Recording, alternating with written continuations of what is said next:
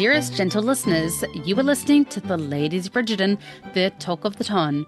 We are your effervescent hosts, your neighbourhood-friendly Kiwi, Tash from Middle-earth, New Zealand. And Patty, Regency romance enthusiast, currently writing her fantasy romance era. Settle down into your favourite carriage as we delve into the lives of the elite and illustrious ladies, lords, and royalty of the ton. This Bridgerton podcast is two friends talking romance, symbolism, Easter eggs, and deep diving in the back of a carriage into the connections of our favourite... Or deep diving into a bathtub, whichever. I'm not a seal. Of our favorite characters. We cover both book, TV series, and notable social media, and therefore will contain spoilers. And you better have watched all of season 4 because this whole thing is a spoiler. Dearest listeners, we have officially reached our pinnacle as the entirety of season 4 has come and gone. All has been revealed. Yeah. We have thought, musings, and tangents to be tangented. We have no notes. This is our raw, unfiltered feelings. And I realize that Benedict says he was careful, but what kind of careful could you have in Regency times? That was raw and unfiltered. Feelings for our first impression of season 4, now that we have consumed the entire tasty treat. We went from John to John. Yeah. God, this episode, like this season, was the wildest ride of my life. I thought I cried so much in part 1, and I knew what was coming for us in part 2, and it still hit me like a ton of bricks. Like, I just had no comprehension of how hard they could really screw us emotionally. Okay, so let's do this real quick. We now have 5 total seasons. We'll count Queen Charlotte. Yes. So I'll name a season and you give me a one word only, like word for that season, okay? In terms of, so season 1. Quack. No, season 1 music. That was what really pulled me in. The feeling of season 1 for me was acceptance because Simon had to learn that he was. Oh, you mean the vibe of the main character? Okay. The vibe, yeah. Okay. Well, kind of like, because I have a very specific, not vibe of main character, but like I have very specific one word for everything. Okay. And season 3 and season 4, like those words are cemented. I just wanted to know what yours kind of thoughts would be too. Okay. Season So do you 2? you want to keep music for season 1? No.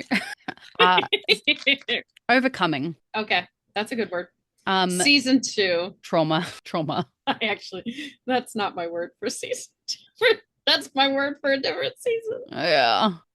Season 2 for me is denial. Actually, denial because of trauma. Yeah, I like that. Yeah. I mean, for me, it is sacrifice. Yeah. Both of these people choice. are making choices that are not what they want because they've always been the person that sacrifices for the people they love. Yes. Yep. Very, very, very much so. Okay. Season Queen Charlotte. Sadness. Heartbreak. Devastation. Melancholy.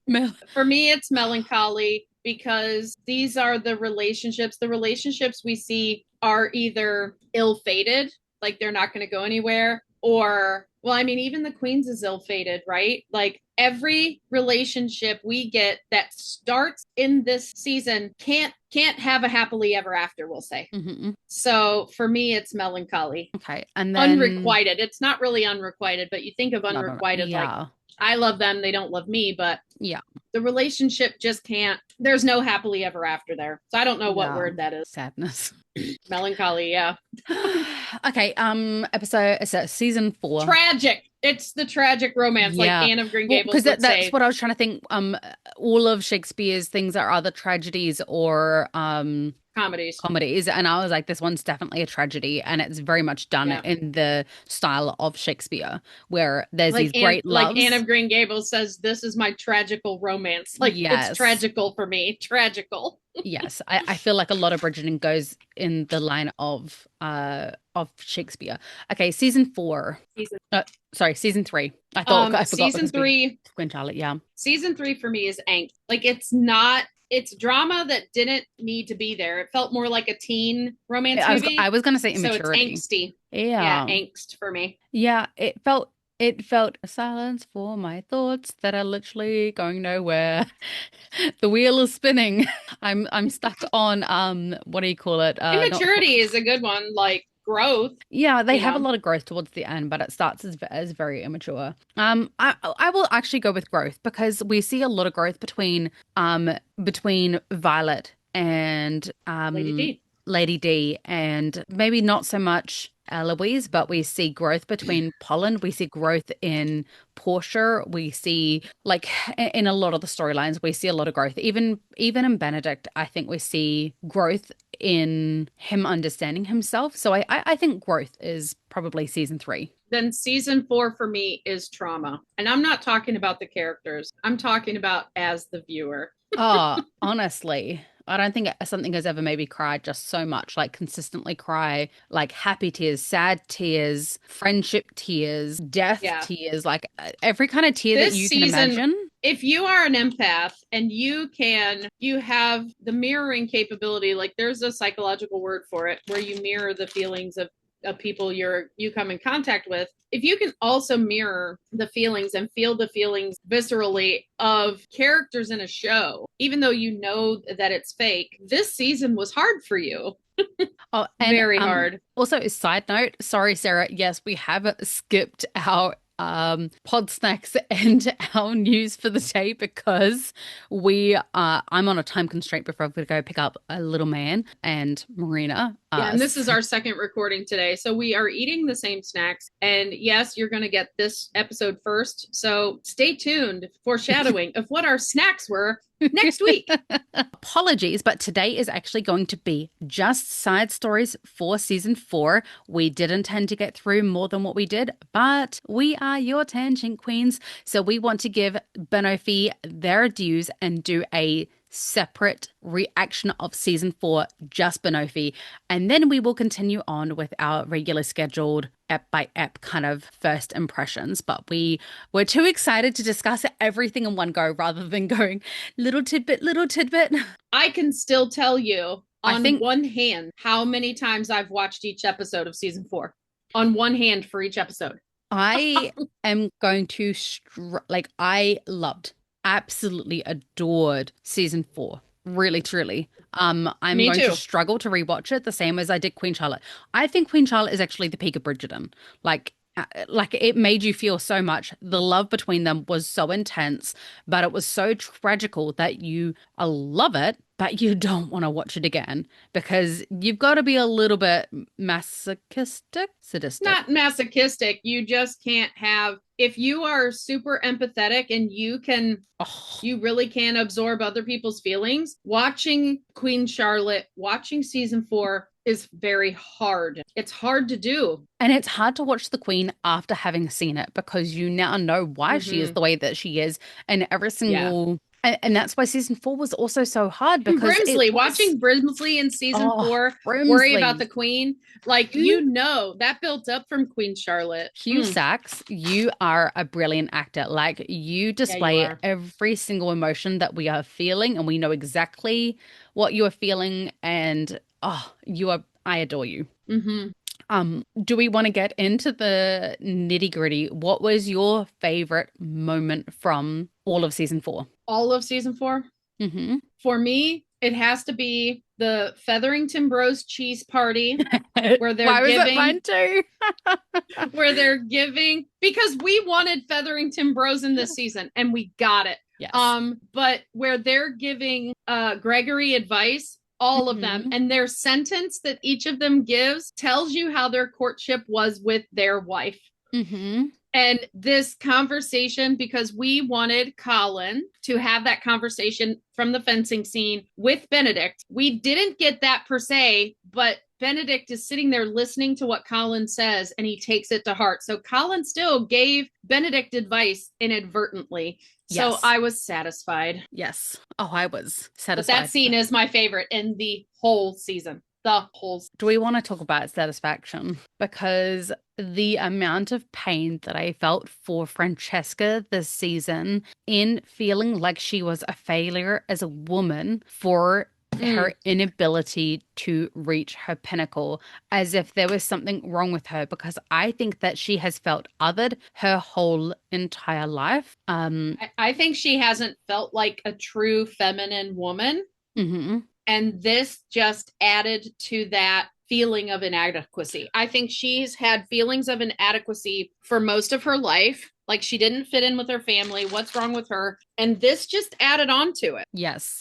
Let me just say, because I have not always been the most fierce advocate of Francesca's personality, but I must say that part two completely flipped, because I actually got to see her loosen the facade a little bit. And she's still Francesca. She's still that very uptight. I need things to go the way that I need them to go in order to be able to function. And I do understand that part, because me, myself, I like rigidity. I like rules. I like things to be done the way that they're supposed to be. I ever so wonder where my child gets it from. And I resonated with her so much in planning John's funeral, because it reminded me so much of planning my granddad's funeral. And I'm like, I can't lose it, because I need everything to go the way that it needs to go, because he deserves that from me.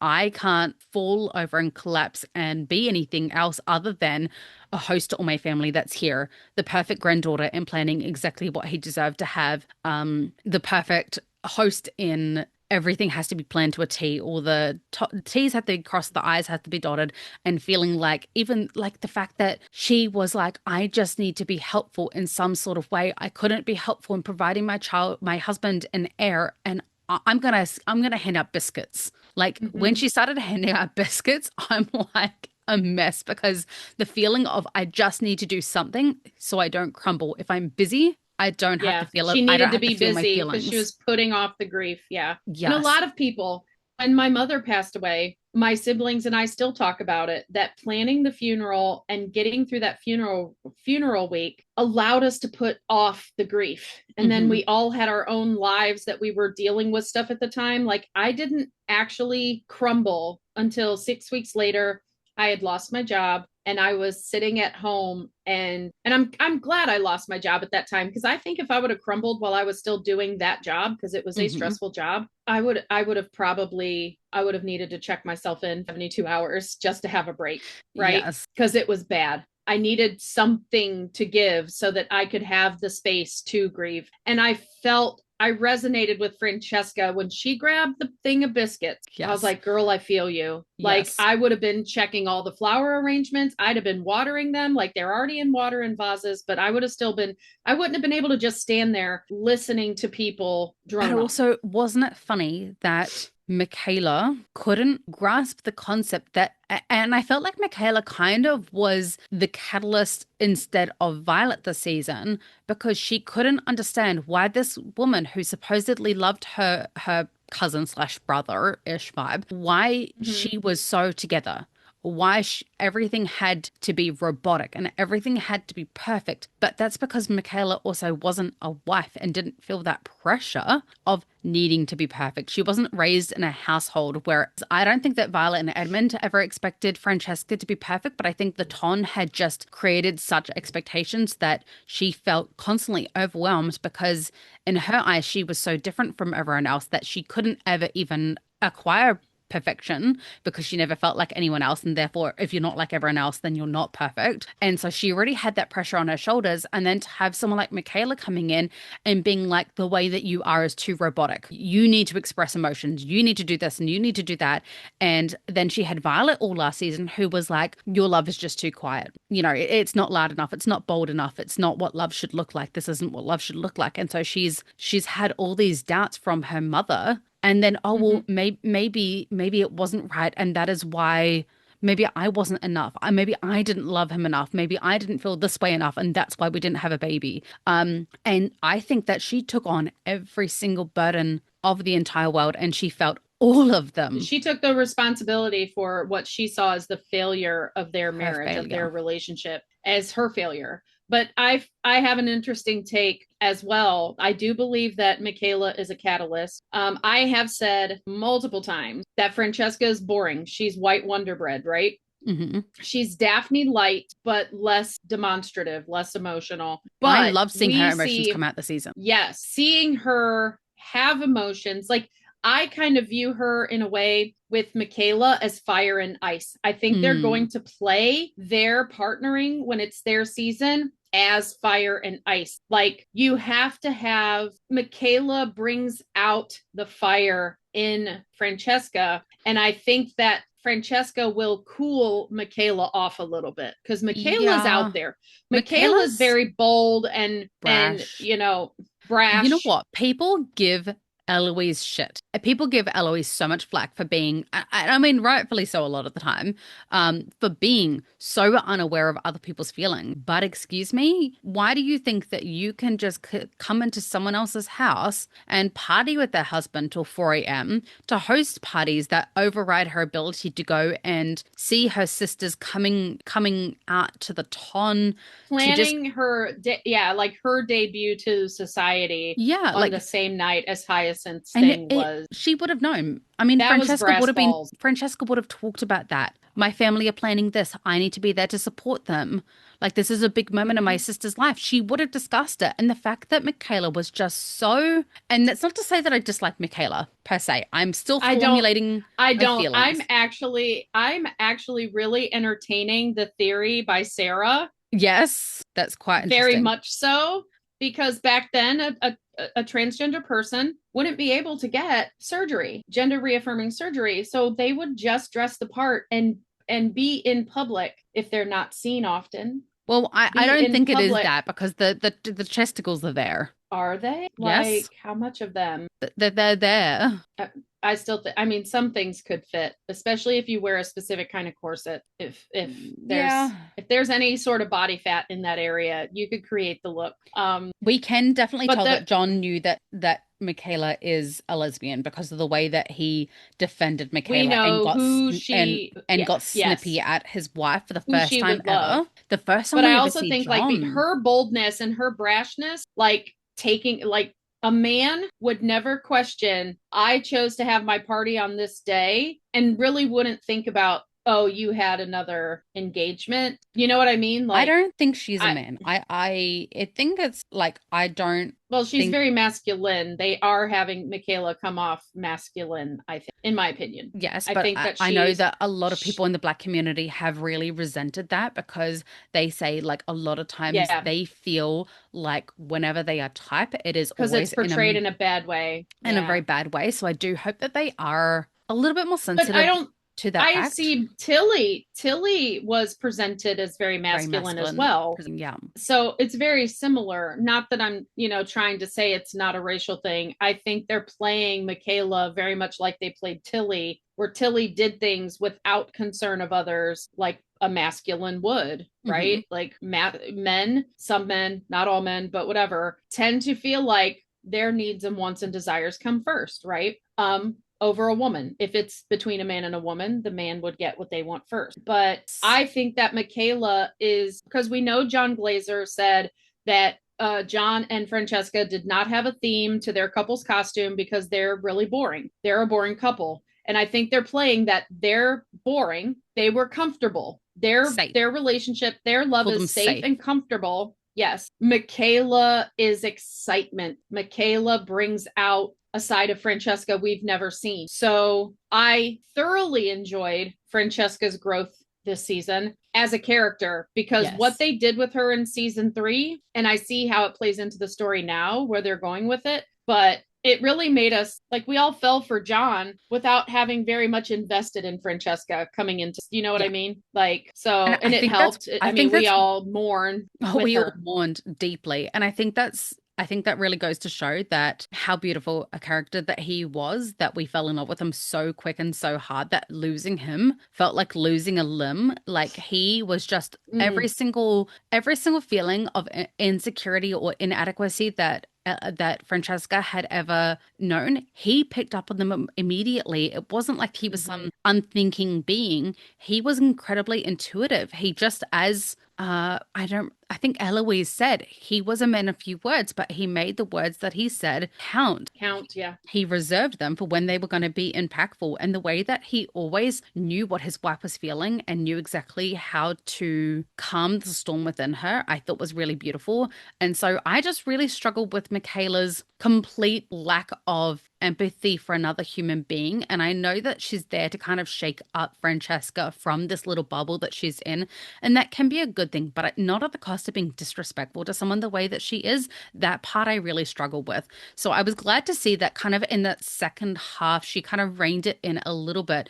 But at the same time, she also judged Francesca for how she mourns so much. And I don't think that we can I ever think they judge how both someone wanted the mourns. same thing. They both wanted to come together and mourn together because they wanted, misery loves company. Yes. They wanted someone to grieve with them, but they both grieve in such different ways that I don't necessarily think Michaela was disrespecting Francesca.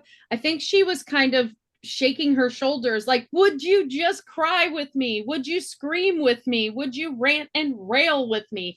Because that's what she wanted to do. Yeah, But but you can't. Francesca was more of a quiet grief because she wasn't just grieving a lost husband. She was grieving a lost family, a lost legacy, a loss of the closure of being able to feel successful in her marriage. Like she'll never be able to get any of those things in her mind, right? Yes. Because he's gone. And Michaela didn't have that same relationship with him, so she couldn't see all that. Yeah, I really adored the scene with Sophie and her also being so intuitive to people's needs. Like she's also really a really beautiful character. But also on the flip side of it, I loved that Francesca called her mother out saying, I see the way that you look at me as if we're the same now. We've both lost the loves of our lives. But the difference is that you have 8 children to see your husband. I'm like, don't cry, don't cry, don't cry, don't cry, don't cry, touch. I'm like holding it together by a really small thread. I loved that scene so much though, because almost in a selfish way, Violet has been wanting to connect with her daughter, right? We saw it in season 3. This daughter is the one who's gone all the time, and she felt like she doesn't know her like she knows her other kids because they were always around. And she's trying to forge this connection, and now they have something to bond over. She knows how Francesca feels, but she also didn't know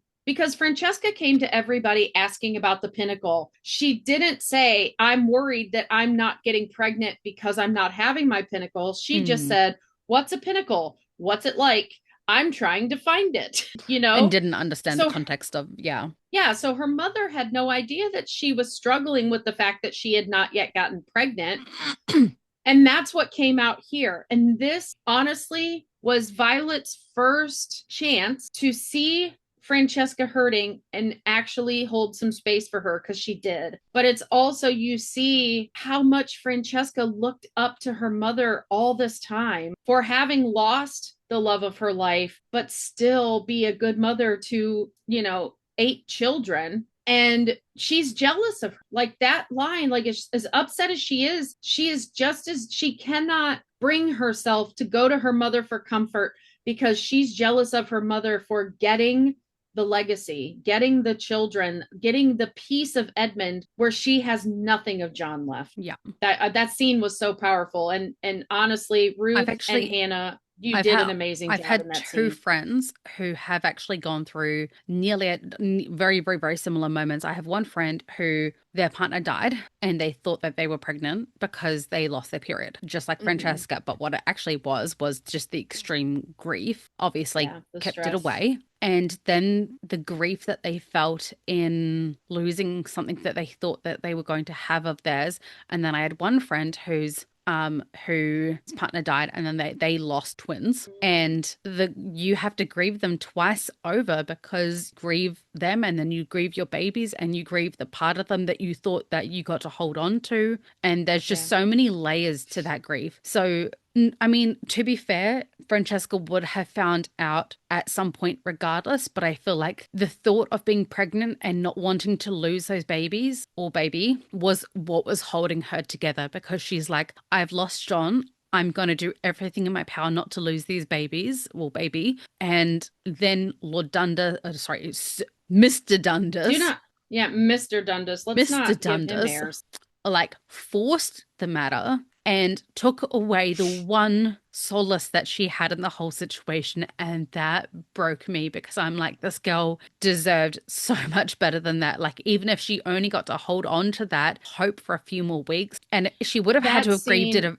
at some point, but it was just cruel. It was Okay. so cruel. So first of all, this is I don't want to say my one complaint, but this is my feedback for future for you, Bridgerton, Shondaland, Netflix. You need to put a warning at the beginning of any episode that has a scene like what she went through, being forced to be violated to find out if she's pregnant, because this was unusual back then. Women just lost their courses, and over time they realized they were pregnant. This is where the whole superstition of don't say you're pregnant until after the first trimester comes in, because a lot of women lose their courses, but then they just come back a few months later because they were going through a stressful time or whatever. And they didn't know they were truly pregnant until they started seeing the other signs, the morning sickness, the starting to show, stuff like that. So most women never had a doctor come in and verify they were pregnant. This would have been in the books, they so did not violating. verify. They did not verify in the books. They No. waited for her courses to return before they were like, okay, well, now we have our answer. But Well, and because she was in Scotland at the time too in the book, which, you know, I know, but I don't know they, if that plays into it, but I think because they want us to keep hating Dundas for sure, because he keeps Mhm. coming in and doing these smarmy, awful things. Like, he was a lot more respectful with Benedict, but he's still asking, "Oh, we need to violate your sister." And it is a violation. And what surprised me the most about this scene is that, yes, she would have to have another party in the room with her while this doctor's doing what they're doing, because she has to have witnesses that says, you know, she was faithful to her husband. You know, a doctor is dealing with her private parts. Like, it can't get out that she let another man down there, right? Mhm. Without a witness saying it was just a medical exam. So she had to have a witness in the room for her own safety of her reputation and personally of her being. But considering Eloise is unmarried, is not on the ton at this time, actively seeking a suitor, she's off the march. She was learning things that she shouldn't know as an unmarried woman. Yeah, I'm surprised Violet allowed her to be in that space, except she and Francesca are the closest of I siblings. think it is purely because Francesca had already been through so much and she knew that she needed her closest She sibling. needed more than her mother. Yes. Yeah. And but it gives, this is the start of the transition of Eloise, because Eloise starts really truly seeing other Humanizing. people and what they're going through instead of her own business. She ultimately watched her sister go through a traumatic experience. Besides losing her husband, having to have a strange man go into a very private place of hers, like that. Places that Just they knowing, weren't even allowed to touch themselves. right, her mother was sitting there, like, she had to be in a room with her mother, and her mother, like, know that her private parts are being messed with. And then her going through it herself, and then and having her sister there, like, that had to have been sensory overwhelm for Eloise, truthfully. But it changed her as a human being. That moment, that whole scene changed Eloise fundamentally. But I'm a little perturbed that we did not get a warning at the beginning of the episode, and maybe we got one and I missed it, because this is real. This whole situation with women and what they go through in doctors' offices is, especially those who are victims of SA and things like that. For me, this was a trigger. Like, I struggled with the scene. Being essayed and then having to go in and have other people then view your area and violate your autonomy again in order to get samples collected to then Yes. not even be able to charge the people for whatever reason, like it not even coming And to fruition whether most of the it's a time. man, whether it's a man or a medical professional, being told that you do not have autonomy over your own body, because what they need from you is more important than your own mental health, your own safety, and your own sanity, because that's what happened. Benedict felt it too, because he even said, "I should have pressured Dundas a little more to wait it out." And But he didn't. I felt awful for Benedict in that moment. And And obviously, Yes. Francesca's at the forefront of her, I feel. But to have Benedict throw all of the might that he could have possibly into that, and it still wasn't enough because he isn't truly the Lord. He is only acting Lord. And I feel like if it was actually Antony in that room, I think that Dundas would have bowed down in a second because he's a snivelly little rat. He would be perfect to play Peter Pettigrew. Let me tell you right now. Oh my gosh, yes. He Or is in Peter Pettigrew. our rebranded Bridgerton cast only Pride and Prejudice, he would be Colin. No, no, even Collins is not that schmarmy. Like, absolutely not. He would cross dress to play Catherine de Bourgh. That's funny. Um, Like I really do. Dundas, like, I mean, okay, Araminta, any Araminta, and basically this is, my other 767th point of Bridgerton. You do not want to be named Araminta. Don't name your kids Araminta, because being Minty, Araminta means Minty. you are an evil bee. Okay.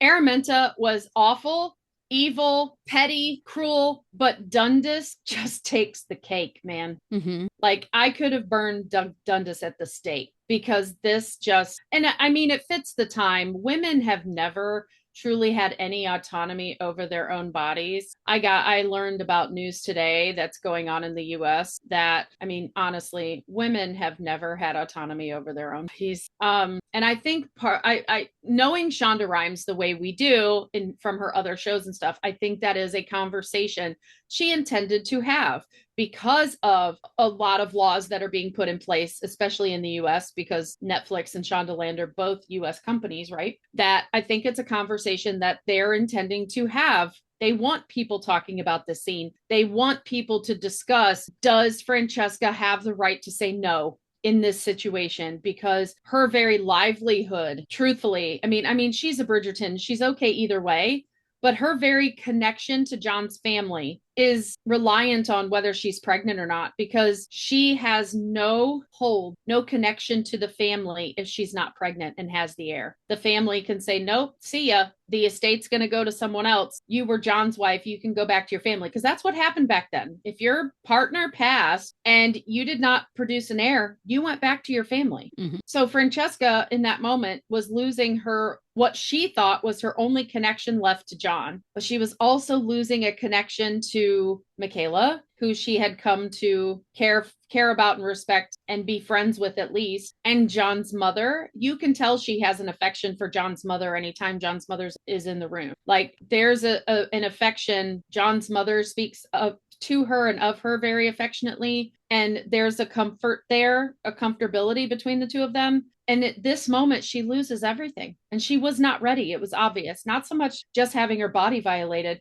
but literally everything was taken away from her in that moment. Rest assured, everyone, that we are getting to the main course, but we're doing all the side stories first and saving. Actually, I have one other thing that's not Benoffee related that will probably be my season finale of the episode. I mean, you were talking about what are our favorite scenes. And personally, this season had some of the best scenes that, I mean, there was some good Benoffee scenes, because I do want to talk about the courtroom. Okay. But our side stories this year and the way We're they delectable. were written Absolutely were delectable. delectable. Yes. And that's the thing. And I think Except for Colin. That is still my beef. yeah, that will forever be our beef. Like, Colin deserves better. And okay, let's go into that. Why is Colin and Penelope not running the estate like they should be? Colin has been looking for his Right. purpose for this whole time. And yes, he said, even if my purpose is to, stand in your light and basically be your husband and like worship at your feet, like, I mean, they're rewriting history in truth in total, because Violet would not still be the head of Bridgerton House. Benedict would be running it in Antony's absence, yes, but Violet would not be playing the role that she's playing because Kate exists. yes, With Kate being gone, with Antony and Kate being gone, the sisters who had been launched on the marriage mark previously would just sit this one out.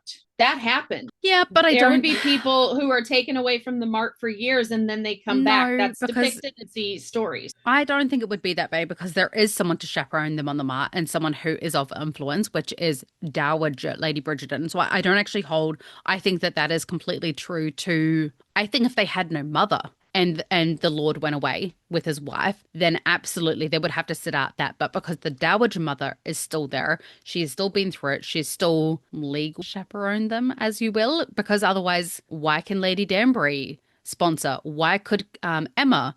Basically sponsor her friend in Sense and Sensibility. Like it was completely fine for Violet to still chaperone her daughters on the marriage part. Daughter. Right. But they're still not, I don't think they're being fair to Anthony and Kate. I understand the whole India thing because of Johnny Bailey's filming schedule, but they're creating plot holes that don't need to exist. The plot hole of them coming back because Benedict And was having even when they come back, they do not enter society.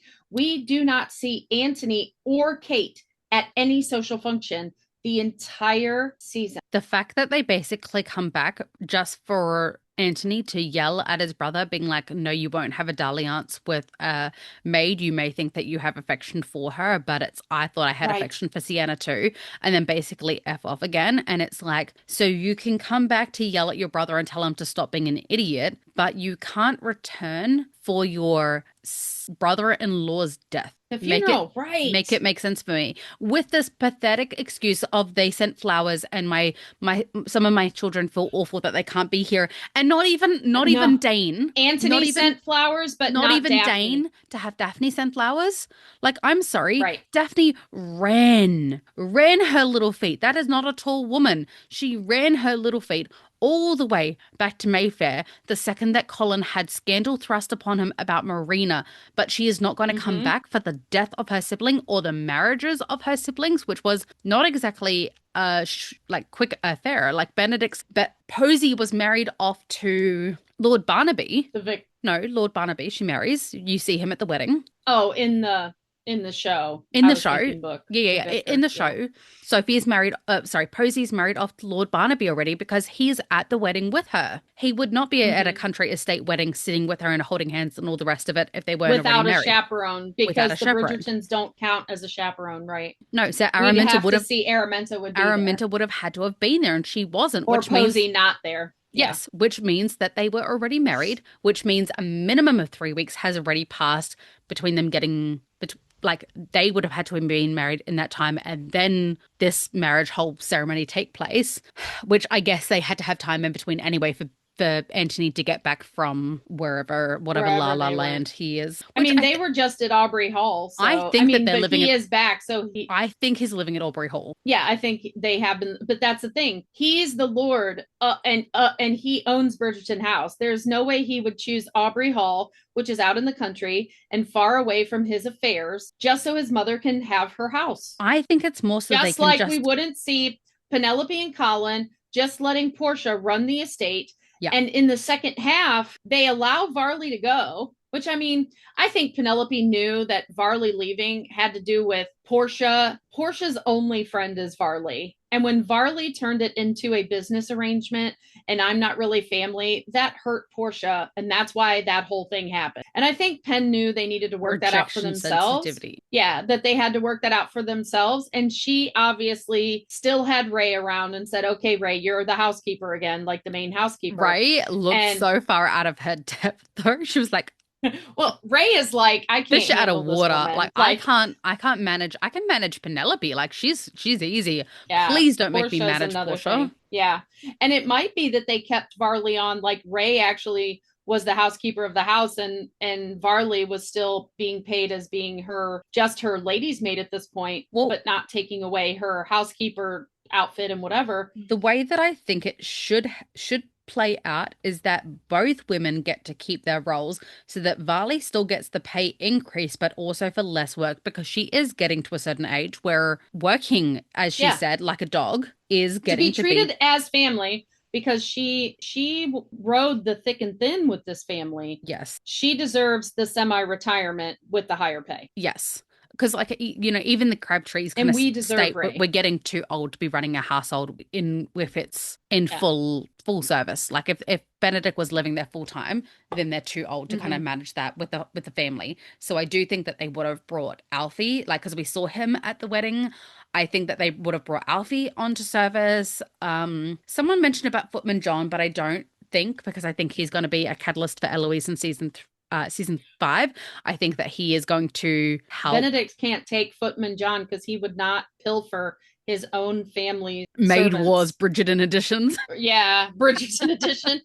He would not. Now, when the women go to a new house, they're setting up a home. Their lady's maid goes with them, yes, like because Rose. she is. So if Sophie would have stayed a maid, when Eloise marries, she would have gone with her, probably because she's the older daughter. And then Hyacinth would have gotten a new lady's maid. But Benedict would have never taken Footman John unless he discussed it with Antony and said, I want to promote him to be my valet. If John could have gotten a promotion to move to another Bridgerton household, but that would have been discussed with Antony first and agreed upon. But yes, I think because Araminta, well, I don't know. Araminta did not take Alfie and Mrs. whatever her name is, the kitchen, cook. The scullery maid. They stayed at Penwood Estate, but nobody's liking Cressida these days, so I don't see Benedict and Sophie having any issue with hiring Alfie and say, come work for us, your job is secure, like you can leave there without a letter of recommendation. Basically, you do not need a letter of introduction, you're coming to our house. I thought it was quite funny actually that but yeah, like 2, Colin doesn't even get to run the estate that belongs to his son. And I think like that disrespect plays into that first scene that we see Elliot, and she hands Elliot to Colin, and then Portia takes him away from Colin. Irma. Yeah. Portia is taking away the purpose of Colin. If they're not going to have Colin right, he should be running this estate, and he's not. And I feel like they've negated his whole storyline. Yes. And they gave us Penelope writing, presumably the Wallflower, and yet they could have so easily, like, it wouldn't have taken any extra scripting. It wouldn't have taken them any extra work for them to just put up a desk in front of each other, facing each other, writing together. And that could have been like such a cute little couple moment. Him walking in going, oh, at your writing or whatever, are you writing Whistledown or, something like he said. And she goes, no, I'm working on my novel. She could have easily said, I'm working on our novel, Mm-hmm. And we would have known they're writing together. Yeah, we would have known they were working together. Or she could have said, I'm just editing some of your writing. I'm editing, or they needed us to know that a novel was coming, that she didn't give up Whistledown to give up writing. So Mrs. Butterworth. Yeah, I'm writing Mrs. Butterworth. I'm writing my part of Mrs. Butterworth. Where's your chapter? I mean, it's so ridiculous. She would never, but it's hilarious to think about. Yeah. Let's talk about. But they negated all of season 3. I'm not the only one that feels this way. I've seen a lot of videos of other Pollen fans and other Bridgerton fans that are like, why did we even have season 3? Because your whole storyline of Cressida stealing Whistledown and it crushed Penelope. It sent Penelope into a spiral.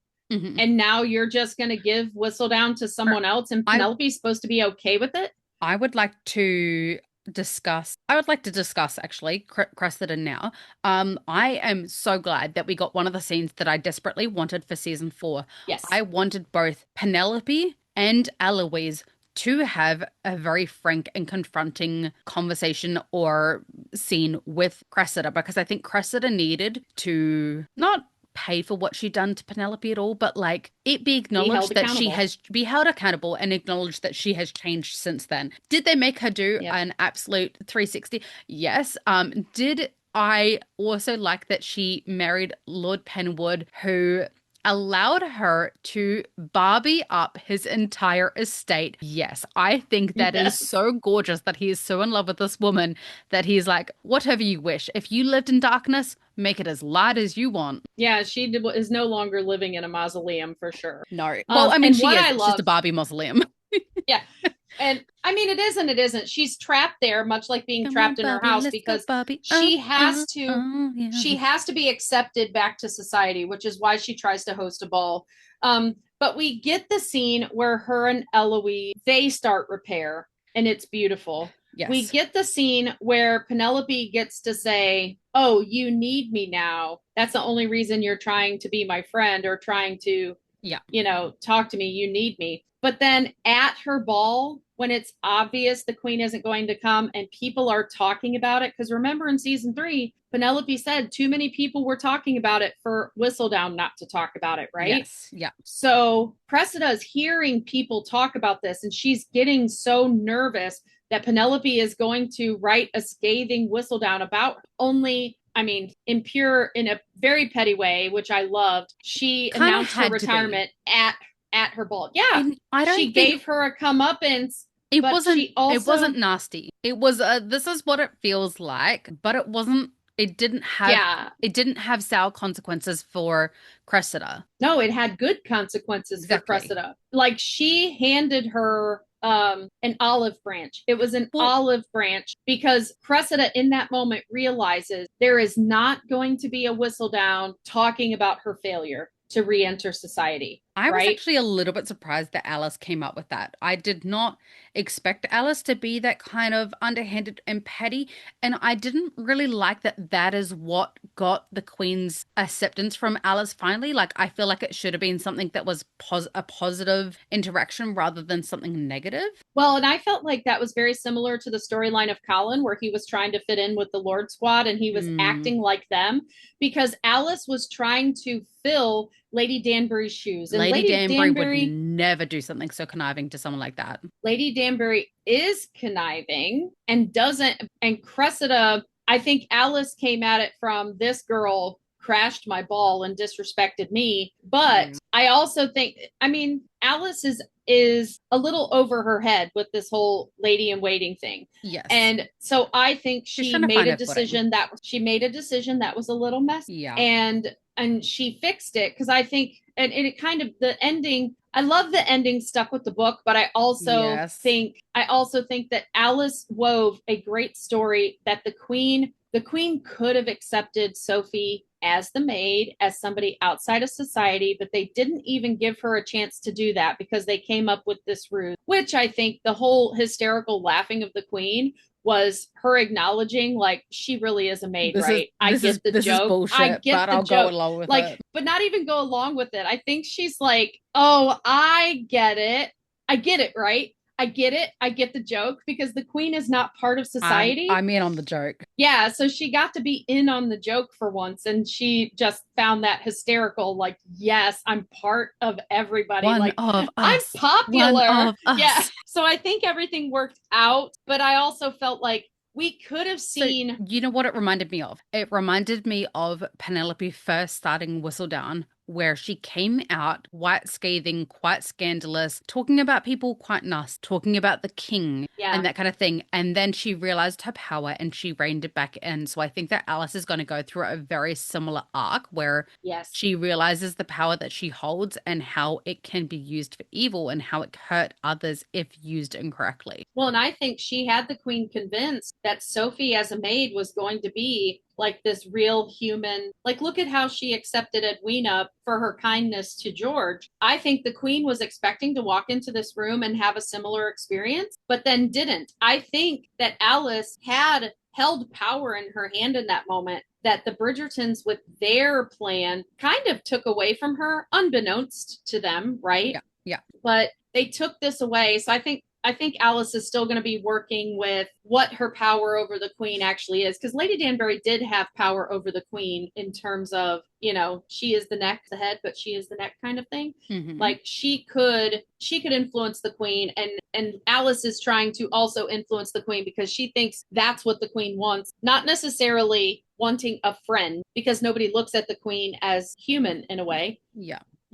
So she's going to now realize the queen is very human and just wants a friend. And I think this will work out for her in the end. But yeah, I think we're going to possibly see a friendship between Penelope and Cressida because all debts are paid at this point, right? Well, I also wonder whether I sort of wonder whether we're also going to get a friendship between Violet and the Queen. Now that Violet is going off to try find herself, I wonder whether she'll become a little bit more sassy pants and catch the eye of the Queen, who will be like, sassy, I like this. Because she was one the of the very Queen few. loves the Bridgertons. She's coming to love the Bridgertons about as much as Danbury Danbury, does. exactly. And I mean, Violet was one of the very few, like the first young debutantes. Well, not that she was a debutante at the time, but she was one of the first ones that is like, the Queen is so beautiful. Like, she didn't see color. It was just instant acceptance. And so it would make sense that they kind of played that into future. Could. And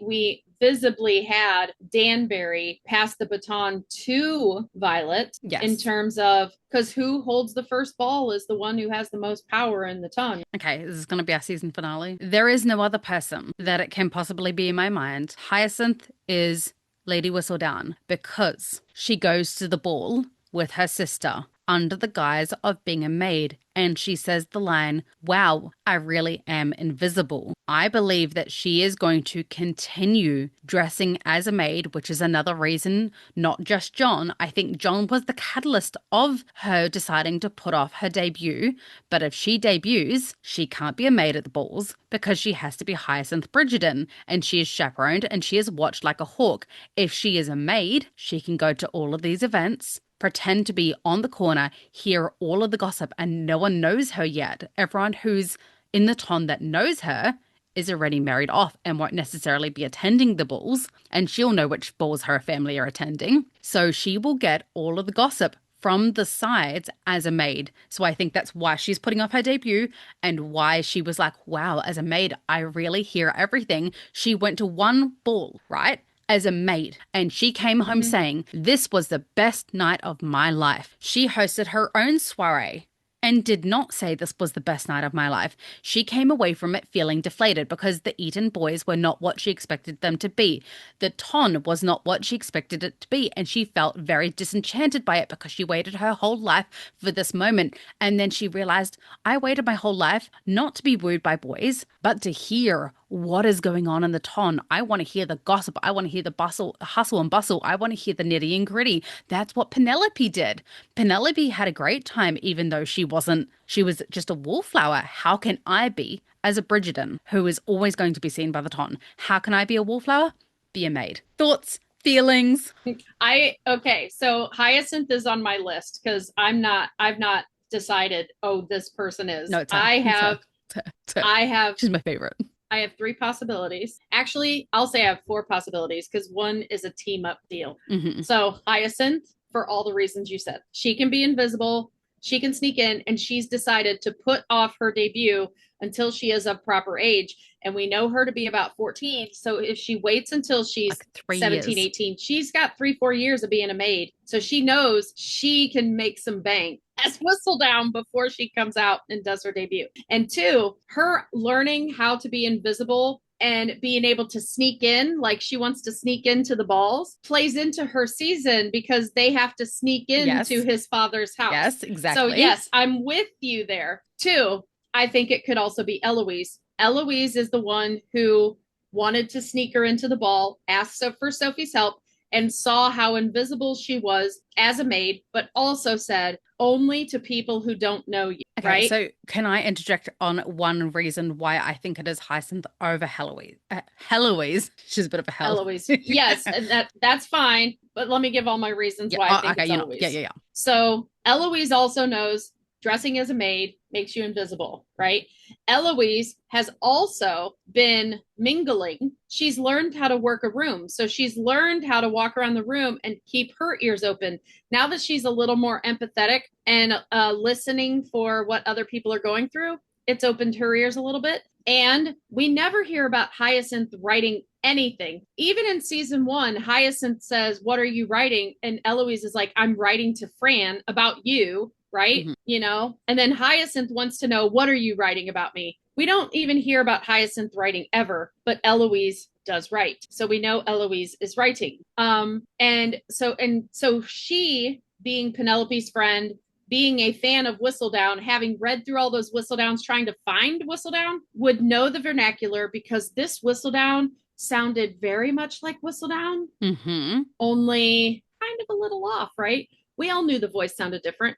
But when we heard Cressida's Whistledown, it was in Cressida's voice because you could not pass hear up anyone that else. Was the Timu version of Whistledown. Yeah. So I think it could be Eloise for those reasons. She can go to a ball as herself and still get gossip. She could dress as a maid if she doesn't want attention. She writes really well. We know that she writes a lot. My third choice is Colin. Colin writes. I mean, Colin's jealous of XOXO Whistledown. Gossip Girl, who was Dan Humphries all along. Well, yes.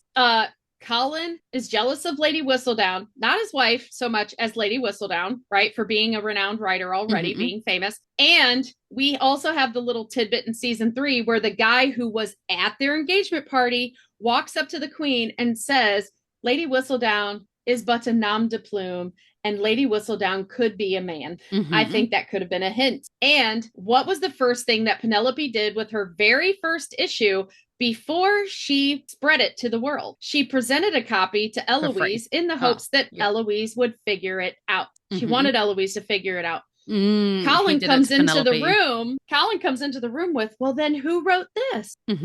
Like making it seem like a mystery. But what if it was a, are you okay with me being Whistledown kind of thing? Right. So I think it could be Colin because we don't see Colin writing the novel. We don't see Colin writing any more of his books, even though we know in the books he wrote multiple books. Colin, the writer, should still exist. We got nothing about him writing this whole season, which I thought was very unusual. And now we have a new Whistledown. So I think it could be Colin. My fourth possibility is that we had strife between Eloise and Hyacinth this whole season, and they worked through it and they came out closer than ever in the end, even to the point, Kay even brought it up today, she finally watched the season, of 2 episodes in a row, they're both wearing purple, like they're syncing up together. And I wonder if Hyacinth loves the gossip, can get the gossip, and always seems to know. She knows everybody in society when she's never even been to a society function. She loves the gossip. She loves Whistledown, but Eloise can write. And we know that Hyacinth and Felicity both helped pen in the books. So what if Eloise is the writer and Hyacinth is the info gatherer? I mean, okay, so I will actually concede you on that one because I do not think it is Eloise on her own for 2 reasons. Firstly, because they are now making this, hunt for Lady Whistledown to be the new big thing, right? We didn't know who Lady Whistledown was. They need it back. They need it back. So many Yes. people are saying they wish they hadn't known who Whistledown was. Guys, we already had Gossip Girl and we already had Pretty Little Liars. Like, this needed to be different. I'm kind of upset that they're making a fake Whistledown. I need to see what they do with it in season 5. But Eloise also, becoming more empathetic, saw how upset her sister got that nobody would write of her debut. And now Eloise gets to do her sister a solid if it's her. Like, that's another thing. So what I was trying to say there is that I don't believe that it is Eloise, at least on her own, because they need to play this out as who's Lady Whistledown. It's going to be a who's who, guess who, this whole thing. Everyone's going to be guessing on the ton again. It's going to reinvigorate the queen. I don't think the queen will go after her in the same way that she has in the past because she realized that she missed her and she kept saying, I miss Lady Whistledown. Because she finally realized what Lady Danbury was saying. Like, if you end the chess game is over. You don't get to keep playing it anymore. And so I don't think she'll go after her in the way that she did in the past. And secondly, I don't think it is Eloise because they need this to play out for the rest of the series. Who's potentially going to be the last season? Hyacinth. If they play it out as Eloise and well, I think they might do Hyacinth last because she is now one of the most popular characters. So I kind of feel like, or they could do Gregory if they swap the actor, but I think he won't be old enough in time in order for us to be. And okay I think with that Hyacinth decidedly knows what she wants. When she makes a decision, she rolls with it, and she wants to be on the ton, and she wants that part of life. Gregory, part of his personality is thievery, stealing ribbons, stealing cookies, but also his inability to decidedly like anything for a long period of time. Whereas Benedict doesn't finish anything, Gregory moves from thing to thing to thing. Cinnamon biscuits are his favorite, then jellies are his favorite. And now in season 4, jellies are no longer his favorite. He has a different favorite treat. And I think that's going to play into, because they don't want his season to be too similar to Antony, where he proposes to the wrong person and then realizes who the right person is. They need it to be kind of different. So I think they're going to have him have a lot of crushes. Different because of the Weatherby kind of situation. Right. But I think they're going to play it out from now until his season, that he's going to have all these crushes. Because like in this season, we don't know who the crush is, but we know he has a crush. And he's seeking advice for what should I do. I think he's going to be a boy of a million crushes. And then that's going to make Lucy come out of nowhere and him go, oh my gosh, like he's going to be the dude that really was obtuse and realizes at the last minute when it's almost too late that he's loved her the whole time they've known each other. Right. So, but they're playing off like he can't decide what he likes almost. He likes it today, but he's not going to like it tomorrow. And I think that's going to play into his season. Yes. And then back to the point of Eloise, to finish this off, is the other reason why I don't think that it is Eloise is because we see the second that Eloise is in the room, men flock around her. And I think that both for Colin and Eloise, people know that they are the two closest people to Penelope, who might, if she gets good enough gossip at any point, take up the mantle again. Yes, she has stopped, but she said she was going to stop once before and then she came back. So I think that everyone is very guarded about sharing any gossip around any Bridgerton from now on, which is why that it makes the most sense that it is Hyacinth who's dressed as a maid, who they would never expect because society. They don't know what she looks like. They may, she looks a little bit familiar, but they don't see her because maids are invisible. So they're not even looking for the similarities to a Bridgerton. I'll give you that. But you just made me question something else. Like this whole thing of Violet saying, if you would just try, you could get a husband. You're not the same as basically Penelope. Some girls who get deemed on the shelf, that was a Barb, at her own daughter-in-law. Yeah. But Eloise could have easily gotten out of that statement by saying, they're only showing me attention because they want to be in Whistledown. Because I'm Whistledown's best friend. But they didn't even go there. And honestly, that would have been the best out for Eloise ever. Yeah. They made it look like she sees their interest and she's like, using me. Yeah. And I think that is why she has, like, because in the past, in previous seasons, she had some interest, yes, but she did not have men flocking to her the way that they are this season. And maybe they think, oh, well, maybe if we're courting Eloise, then we'll be safe from the gossip because she wouldn't write about her best friend, right? As if she didn't already get ruined by her. And they could have easily, because she's talking to people for Benedict, they could have easily played through her season just like the book where she turned down 3 marriage proposals because men court her and she's going through the motions for Benedict to try and get information herself, but she realizes they're trying to get her to talk to Penn so that they get into Whistledown. And then she turns down their marriage proposals because they're using her. Like she could have had her 3 turned down marriage proposals before her season easily. Yes. Okay, for today, gentle listeners, we will leave it there and continue on next week's Benoffee episode. If you have any tangents you would like to share, please head to the Ladies Bridgerton on Facebook and YouTube. Jesus. Enjoying the podcast? Please click like, subscribe, and follow wherever you are listening to your podcast. Yes, I say podcast twice, but that's because people can listen to podcasts on multiple platforms. Yeah. So once again, thank you for listening to the musings and ramblings and tangents of 2 mad, excited women. Yours truly, Tash the excitedly starting to get to know her lines, Kiwi. And Lady Patty. Yeah.